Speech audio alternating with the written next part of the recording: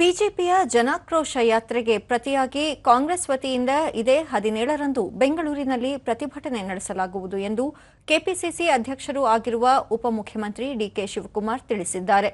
ಸುದ್ದಿಗೋಷ್ಠಿಯಲ್ಲಿಂದು ಜೀವನಾವಶ್ಯಕ ವಸ್ತುಗಳ ಬೆಲೆ ಕಾಲಕ್ರಮೇಣ ಹೆಚ್ಚಾಗುತ್ತಿದೆ, ಜನಸಾಮಾನ್ಯರು ಬದುಕುವುದು ಕಷ್ಟವಾಗಿದೆ. ಬಿಜೆಪಿ ರಾಜ್ಯದಲ್ಲಿ ಜನಾಕ್ರೋಶ ರ್ಯಾಲಿ ನಡೆಸುತ್ತಿದೆ.